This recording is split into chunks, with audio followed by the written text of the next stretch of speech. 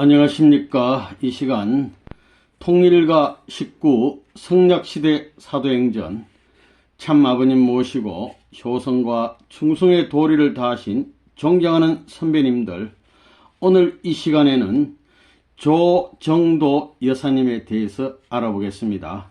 일본 이름으로는 마스모토 이치코라고 합니다. 오직 감사와 감격뿐, 이런 제목인데요. 간단히 양력을 보면 1916년 음력 1월 7일 경남 고성읍에서 출생하셨습니다. 25년 일본으로 건너가시고 1930년 일본에서 소학교를 졸업했고, 또 1932년에는 거기서 여자중학교 중퇴하셨어요. 1960년 4월에는 일본 통일교회에 입교하셨습니다. 1960년 8월 40일간 노방전도를 하시고 1961년 7월 나고야에서 개척교회를 설립했습니다. 1961년 12월 오사카에서 개척교회 설립 초대 관서 지구장 역임하시고 1966년 일본 협회본부 순회실장, 1967년 일본 협회 역사에 임명되어 현재 이른다고 되어 있습니다. 참 아버님으로부터 영육 축복을 받으시고 많은 활동을 하시다가 2003년에 성화하셨습니다. 오늘도 관련 사진 몇 카트 보도록 하겠습니다.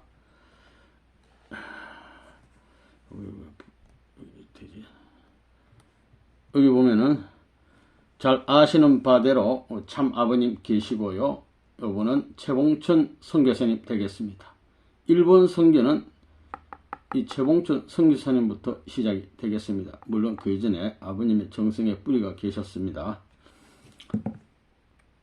여기 보면은 일본 식구들이 초창기에 아주 어려워서 병 같은 거 주워 넣었잖아요. 종이 같은 거 폐품 수집을 해서 경제활동을 꾸려가던 그런 모습 되겠습니다.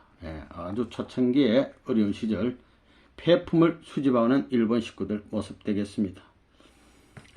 이 사진은 정확하지는 않습니다. 흐리는데 우리 조정도 여사님도 폐품 수집이 역할에 잔뜩 실었는데 그 활동하셨다 그랬어요. 아마 일본 식구 중에 이 모습이 아닌가 해서 갖다 놔봤습니다. 아마 맞다고 생각이 되는데, 이 모습은 우리 조정도 여사님은 초창기에 나고야에서 개척 전도를 하셨는데 이 사진이 있어요. 조정도 여사님이라고 생각이 되고, 여기는 도쿄인데 최초 예배 장소가 되는 유케 이샤라고 하는 데인데 아마 어디 여기 2층에서 예배 드렸다고 알려져 있습니다. 이것은 이 휘호는 참 아버님께서 1968년 3월 14일 일본 구복기 협회장에게 내려주신 휘호가 되겠습니다.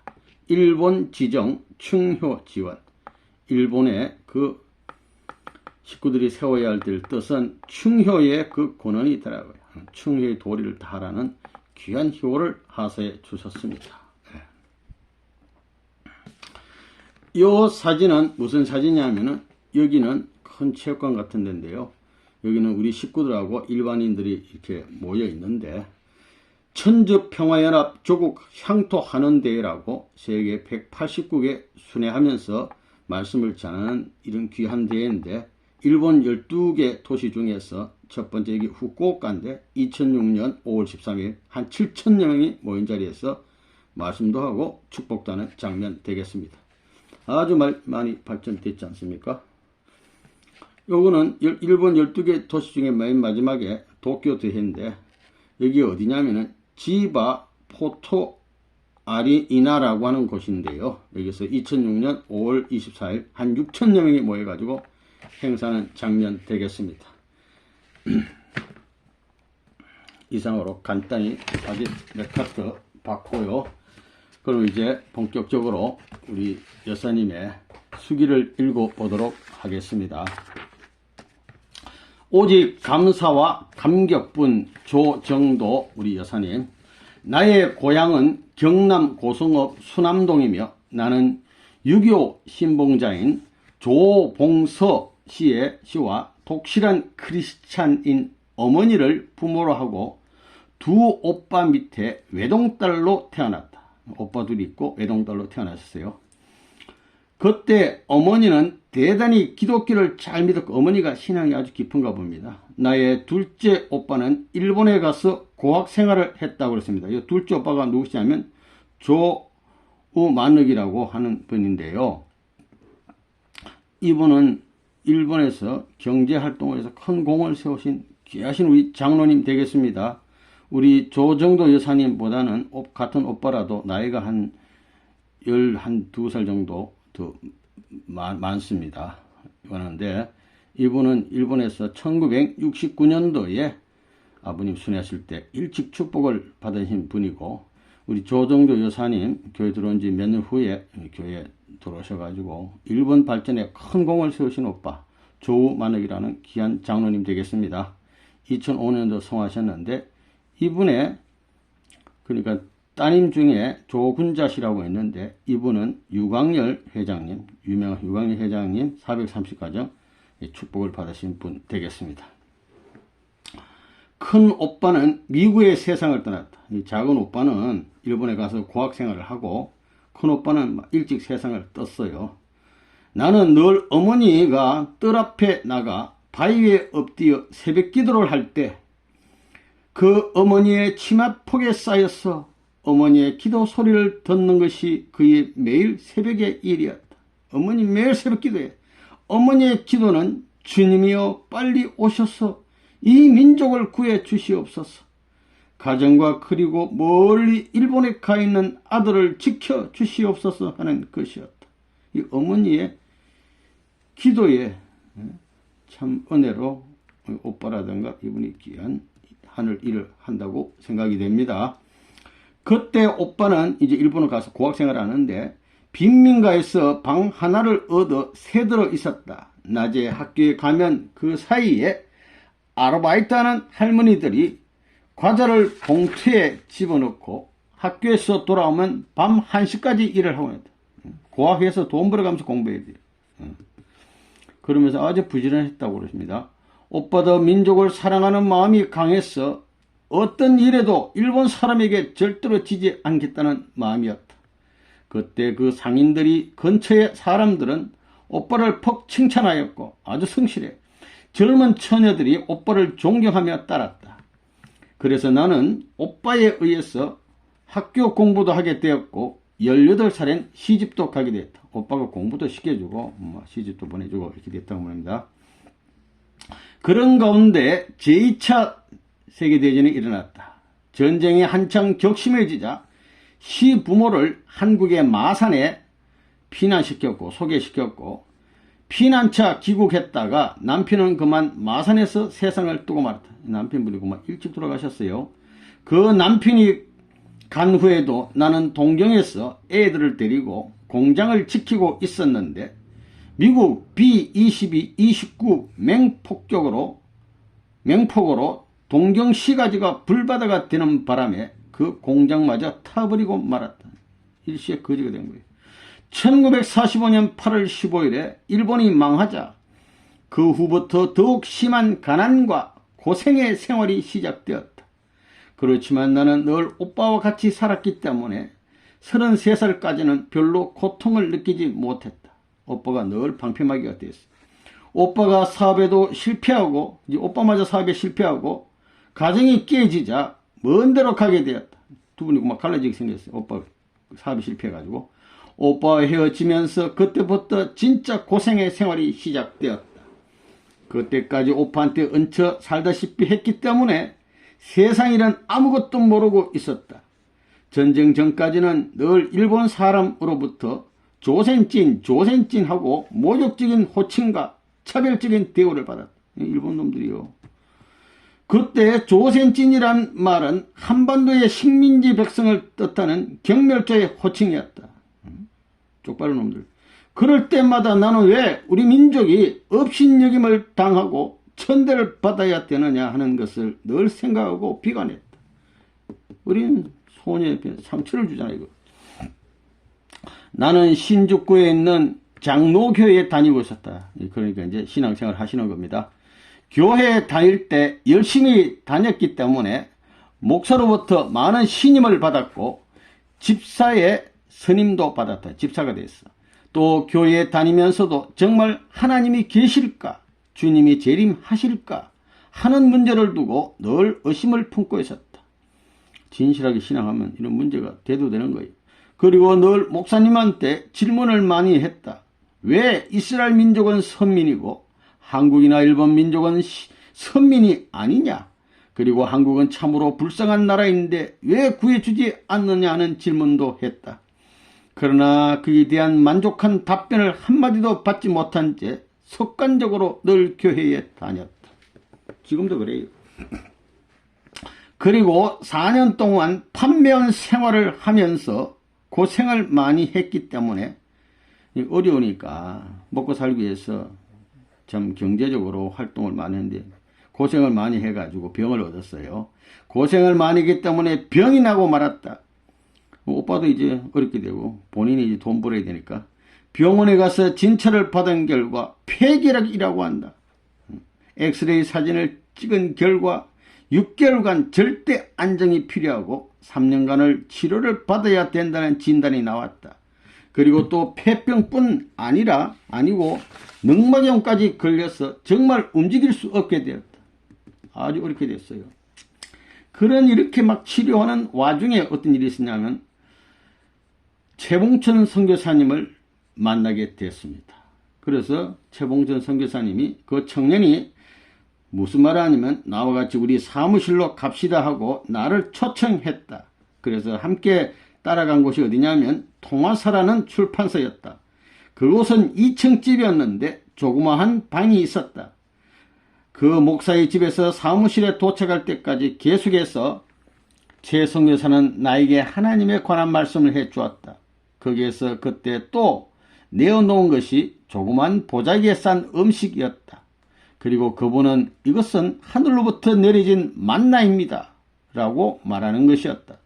나는 어떻게 생각했느냐 하면 이분은 전도사이기 때문에 무엇이든지 성경에 있는 말씀을 인용해서 하는 말인 줄만 알았다. 그곳에 초청되어 온 사람은 10여 명 되었다. 만나라고 하는 것은 모국에서 보내온 어떠한 성대한 결혼식 잔치의 음식이구나 하는 생각이 들었다. 그런데 최 선교사는 이 음식은 미국에 가는 식구가 여기다 갖다 주고 간 것이라고 했다.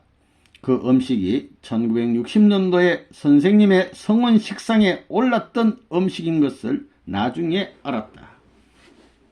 그때 내가 일기장에 써 놓았지만 당시 나는 신약의 열쇠를 돌려주고 성약의 새 열쇠를 받는 기분으로 들떴다. 이제는 교회, 장로교회 정리하고 이제 통일교회 다닌다는 말입니다.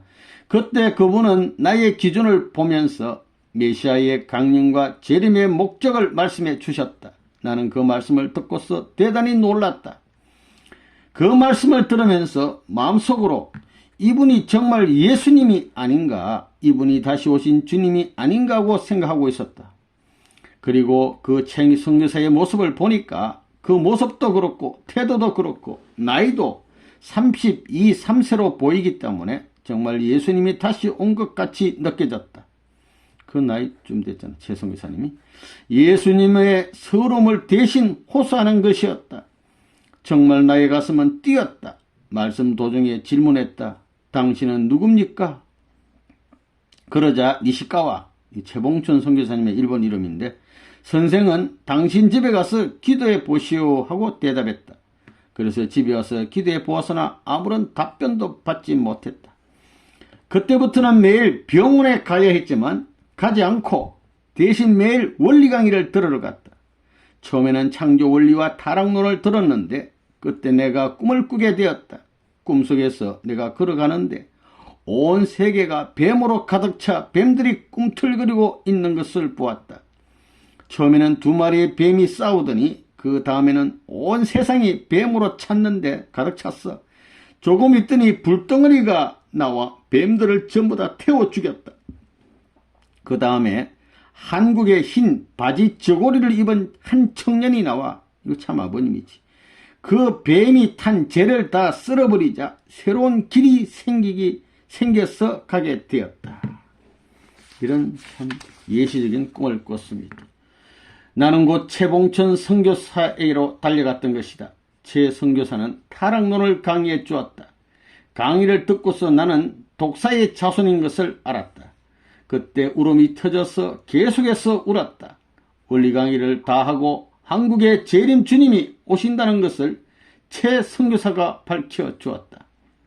한국의 재림 주님 온다는 것을. 내가 그때 너무나 어렸기 때문에 곧 그 말을 듣고서 교회 다니는 장로교 다니던 목사한테 가서 그 말을 했다. 너무나 기뻐서 그렇게 말한 것이다. 그러자 그 목사는 펄쩍 뛰면서 그것은 어림도 없는 소리라고, 그것은 정말 사탄이 어린 양의 가죽을 썩어서 온 것이라면서 성경을 뒤져가면서 이야기했다. 이 반대 또 사탄 역사하는 겁니다. 그리고 구름을 타고 온다는 것을 합리적으로 설명하면서 정말 가짜가 그렇게 하는 것이 아니냐고 말했다. 왜 합리적으로 말한 게 왜 가짜야? 그 목사는 당신 정말 큰일 났다. 잘못 걸렸으니까 가지 말라고 붙들었다. 그때부터 박해가 시작되었다. 그때 나는 최 선교사의 얼굴을 보아서 저분은 거짓말할 사람이 아니라고 마음에 생각하였다. 그때 최 선교사의 생활을 보면 가장 밑바닥의 생활을 했는데 아침은 안 먹고 점심은 최하의 빵인 곱배빵 한 조각이다. 물 한 그릇을 먹고 늘 오전 중은 주인집에서 일을 하였다. 너무나 말라 깽이라 말라 비틀었다 이거야. 별명이 붙을 정도였다. 바짝 말랐어요. 못 먹어서. 나는 정직하고 순진하고 또 열심히 하늘과 인류를 위하여 일한다는 사람이 어떻게 사탄이 들린 생활을 할 수 있을까 생각했던 것이다. 논리적으로 안 맞잖아. 40일 개척 전도를 하면서 그래서 목사가 하는 이야기를 최 선교사한테 와서 이야기를 했다.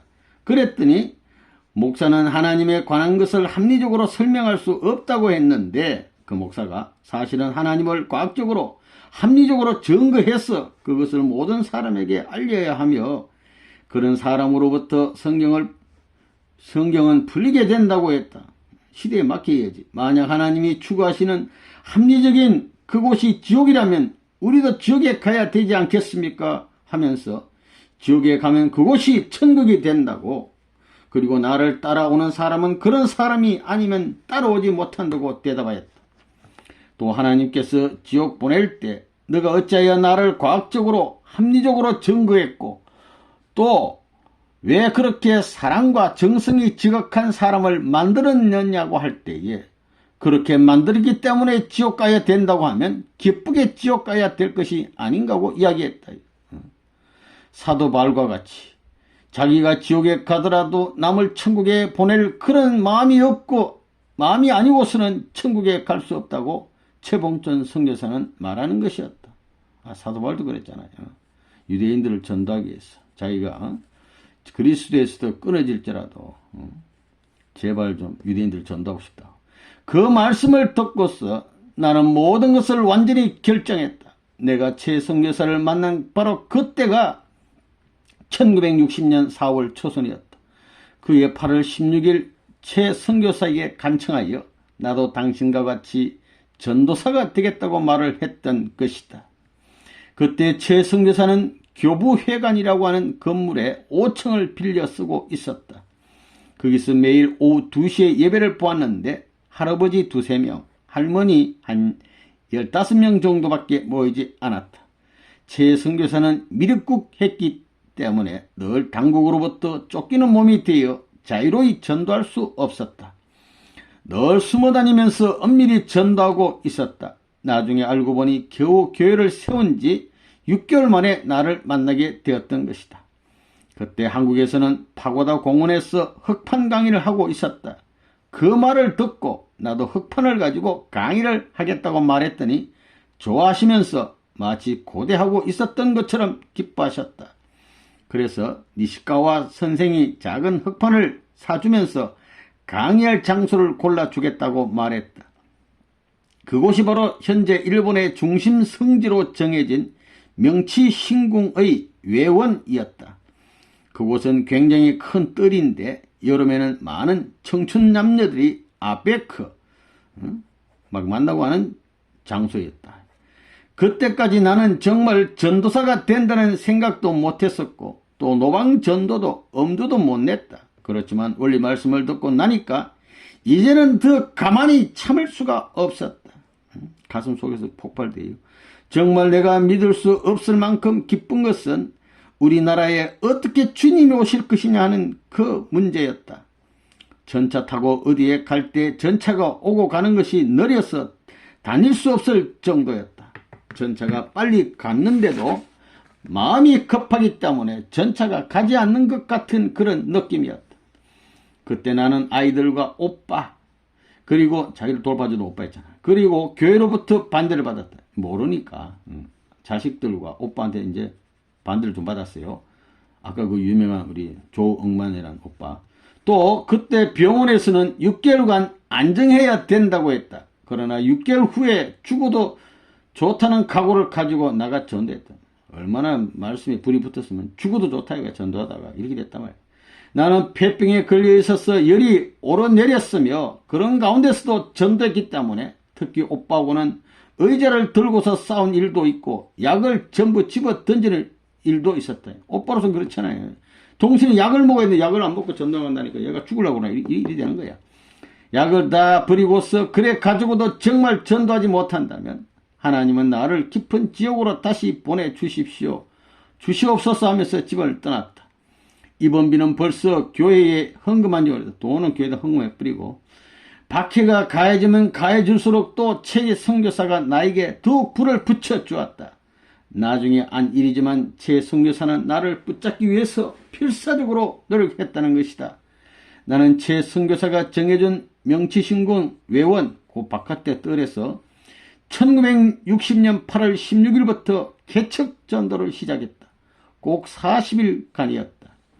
40일간 계속 전도하는 거야. 40일간 삐라를 뿌리면서 흑판 전도를 시작했다. 그때까지 강의를 서너 번 들었지만 정작 전도하려고 하니까 다 잊어버린 것 같았다. 마음으로는 아는 것 같았지만 도저히 입으로 나오지 않았다. 그러나 나는 창조 본연의 위치와 상태라는 말씀을 가지고서 인간이 완성되면 하나님의 사랑을 받게 되고 완성된 인간이 만물을 사랑하게 되면 창조 본연의 세계가 된다는 내용의 말씀으로 전도했다. 그 근처에는 교회가 많이 있어서 기독교인들이 많이 왔는데 아베카로 왔던 청년들이 비꼬는 말로 나를 그리스도의 아주머니라고 불렀다. 그리고 최 선교사는 아침에 일하고서 오후에는 늘 와서 나무 그늘에 숨어서 기도도 하고 내가 하는 것을 지켜보곤 했다. 최 선교사님은 뒤에서 정성 들여 주시고 그것도 뒤에서 들어서 한 일이다. 그래서 40일 동안에 많은 사람을 소개해 가지고서 최 선교사를 만나게 했지만 열매는 맺지 못했다. 최 선교사가 하는 말이 이 40일 전도는 모세가 시내산에 가서 40일 금식하는 것과 마찬가지이기 때문에 절대로 변해서는 안 된다고 했다. 그래서 나는 변하면 죽여달라고 기도하면서 그 전도 기간을 마쳤다. 핍박과 고난 가운데서 40일 전도 기간을 마친 다음에 외부 교회를 대상으로 전도를 시작하였다. 그렇게 전도하는 가운데서 오짜노미저 학생회관에 가서 일본의 첫째 전도사인 오카와라 세스코 양을 전도했다. 그래서 40일 전도가 끝난 다음 44일째 되는 날 선생님의 꿈을 꾸었다. 그 꿈 얘기를 하자 최 선교사가 선생님의 사진을 보여줄까 하고 말하는 것이었다. 나는 사진을 보여주겠다는데도 도망을 갔다. 왜냐하면 그때는 너무나 죄가 많았기 때문에 나처럼 죄가 많은 사람이 선생님의 사진을 어떻게 정면으로 볼 수 있는가고 생각했기 때문이다. 이렇게 귀한 마음을 가졌어요. 아버님 사진을 보는 것도 두려워할 정도가 있다고요. 그러나 언제든지 보고 싶을 때 와서 보라고 말씀하셨다. 그 후 중앙대학에서 전도를 시작하게 되었다. 그래서 고무로 씨와 그리고 사와우라라는 사람이 전도되었다. 이렇게 해서 막 전도를 하고 열심히 활동했어요. 그리하여 그때부터 이렇게 하시다가 교회에 와서 같이 살았는데 점점 경제적으로 어려웠다. 이제 완전 헌신하는 생활이 됐단 말입니다. 가끔 공짜를 타기도 했지만 돈이 없으니까 이제는 안 되겠다고 해서 그때부터 폐품 수집을 시작했던 것이다. 아까 처음에 보여준 대로 폐품 수집. 이렇게 고물 장사를 시작하여 나는 전문적인 장사보다도 더 많이 고물을 수집할 수 있었다. 보통 고물 장사는 아침부터 저녁까지 해가지고 한 800원씩 밖에 못 버는데 우리들은 아침부터 수집해가지고 1000원 이상을 벌었다. 그렇게 하여 벌어온 돈은 전부 다 교회에 재무부에 맡기면 정심으로 32엔짜리 국수를 사주고 교통비로 120원을 주었다. 완전 헌신생활. 그래서 61년 3월부터 노방전도가 시작되었다. 이처럼 장사가 끝난 다음에는 오후 3시경부터 동경도 내의 각 역 근처에서 기차역 전철역 근처에서 노방전도를 시작했다. 나의 담당구역은 신죽구역이었다. 최 선교사님은 쫓기는 몸이었기 때문에 만일에 경찰이 미리국자인 것을 알고 붙잡아가면 어떻게 하나 하고 무척 걱정을 했었다. 그러나 성미 급하신 그분은 자신이 몸소 노방에 나가셔서 통행인을 붙들고 하늘의 음성을 들으십시오 하시면서 노방전도의 모범을 보여주었다. 이렇게 하여 저녁 때까지 노방전도를 하고는 끝나면 밤에는 여러 기성교회로 전도로 나갔다. 낮에는 노방전도, 밤에는 쉬는 게 아니야. 또 기성교회를 전도로 나갔다. 그 당시 나는 폐병 환자였기 때문에 고물 수집을 할 때에 니아카를 끌면 무척 가슴이 아팠다. 아까 니아카 끄는 거 봤잖아요. 그러나 이러다가 죽으면 이것이 나의 소망이라고 생각하면서 일했다. 죽어도 좋다 이거야. 그리고 성경 말씀대로 너희는 너희 아비 마귀에서 났으니 하는 말씀대로 나는 마귀의 자식이니 더 혼내주고 고생시켜 달라고 기도를 하면서 짐을 풀곤 했던 것이다. 진표율서같이 절대 안정이 필요하다는 의사의 진단을 받은 나 자신이었지만 그처럼 리아카를 끄는 등의 일을 하니까 오히려 점점 몸이 회복되어 갔다. 점점 건강해진 거예요, 도리가. 1961년 7월 20일에는 7개수의 개척 전도가 시작되었는데 나는 그때 나고야를 담당해서 나갔었다. 나고야. 그런데 나는 한국에서 일본에 온 후로 동경 외에는 어떤 곳에도 가본 데가 없었는데 처음으로 전도사의 자격을 가지고 나고야에 나가게 되었다. 그래도 동경에 있을 때는 아무리 고생을 하더라도 최봉천 선교사의 사랑 밑에 자랄 수 있었고 우리들을 잘 길러주셨기 때문에 그런대로 재미있게 지냈다. 7월 20일 막상 산설고 물선 나고야 성에 올라가서 시대를 바라보니 정말 그 나고야시 전체가 죽은 것처럼 보였으며 앞으로 모든 것을 내 스스로 해결하지 않으면 안 되겠다고 생각하자 정말 외롭기도 하고 가슴이 벅차 오르기도 했다. 맨 처음 나고야에 도착하여 나는 그 역전 광장에서 구원이란 무엇이냐 하고 큰 천에다 써붙이고 또 입은 옷의 양쪽 포켓에다 전단을 가득 넣어 오가는 사람에게 나눠주면서 전도를 시작했다. 그곳에 백화점이라든가 기성교회 같은 곳에서 다니면서 전도를 했고 심지어는 가정집을 방문했다. 교회든 가정집이든 길거리든 전도하는 거. 그런데다 그때 나는 잠자리가 저녁에 돌아오면 잘 데가 없어요. 밤이면 문이 열린 나무 교회에 살짝 들어가는 몰래 들어가서 자곤 했어. 그러던 중 하루는 어떤 교회에서 잠을 자고 있는데 새벽에 어떤 사람이 새벽 기도 모양이죠. 주여 빨리 옷이 없어서 이 모든 엉클어진 것을 빨리 복귀해 주시옵소서 하고 간절하게 기도하는 한 부인을 만났다. 그 옆에 가서 가만히 앉아있자 그분의 기도가 끝난 다음 나를 보면서 당신은 누구입니까? 하고 물었다. 나는 웃으면서 저는 하늘나라에서 왔습니다. 아주 굉장하고 훌륭한 소식을 갖고 왔습니다. 라고 했더니 그 부인이 나를 붙잡으면서 그 소식을 좀 알려달라고 사정을 하는 것이었다. 그래서 그분에게 우선 저는 집이 없으니 좀 재워달라고 간청했다. 그 가정은 정말 돼지우리 같은 번지 없는 그런 집이었다. 행편없는 집이라도 그래도. 그때 거기서 그 하늘의 소식을 알려달라고 해서 원리 말씀을 대강 간추려서 말씀해 주었다. 그런데 알고 보니 그분이 바로 영통하는 할머니였다. 그때부터는 그 집에다 숙소를 정했다. 그런데 고물을 수집할 곳이 없느냐고 물었더니 그 할머니가 저금 통장을 내어놓는데 거기에는 32,000엔이 예금되어 있었다. 그러면서 할머니가 하시는 말씀이 내가 이것을 가지고 있으면 하늘로부터 벌을 받게 되니 꼭 써달라고 했기 때문에 그것을 받아가지고서는 YMCA 청년회관을 한 달 빌렸다. 그 집에다가 나고야 통일교회란 간판을 걸었다. 제 선교사에게는 편지를 해서 팜프렛을 부탁, 본격적인 전도를 시작하게 되었다. 나고야 통일교회 간판이 이제 드디어 그 집에 붙어버린 거예요. 40일간 박해가 많았지만 마지막에는 승리를 하게 되었다. 그 가운데 참 안타까운 것은 내가 정말 열심히 전도하는 가운데 기성교인 올드미스 한 분을 만난 것이다. 열심히 했는데 이분은 결국은 떨어져 버렸어요.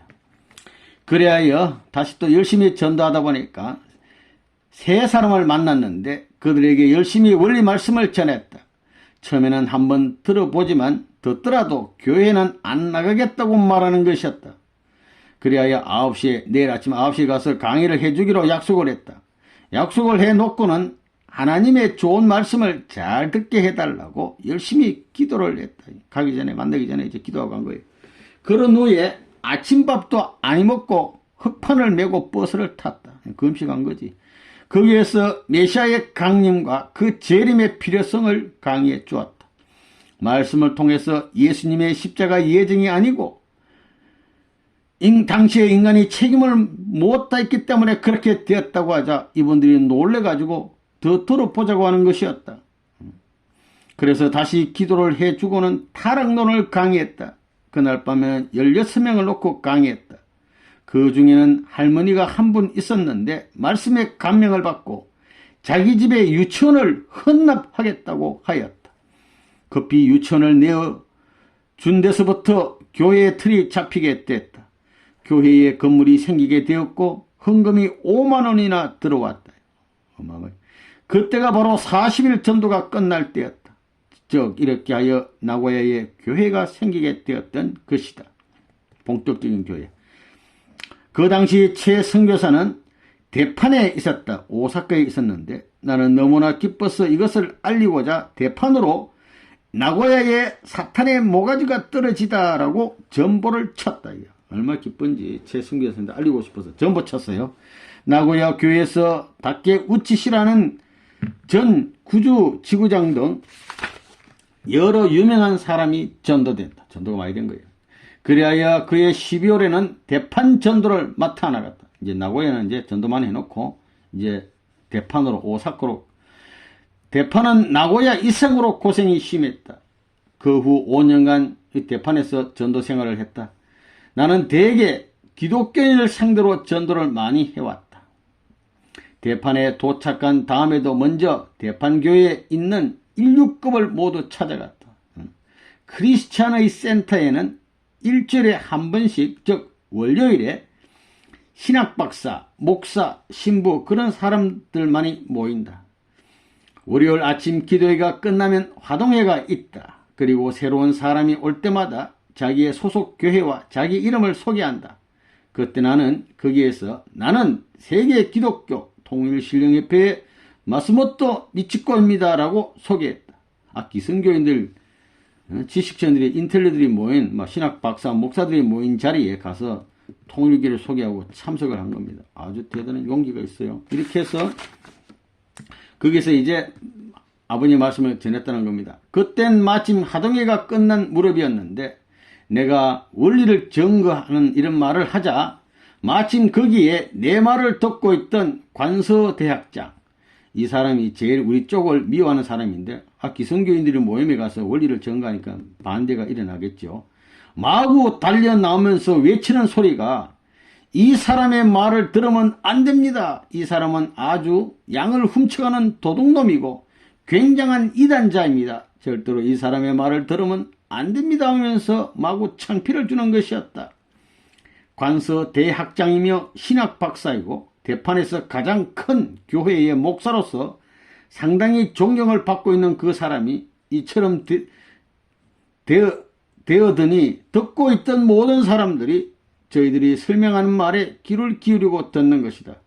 오히려 선전이 됐어. 그때서야 나도 4년간이나 참고 참아왔던 분노를 폭발시켰다. 그동안 큰소리 못했는데 잘 됐다 이거야.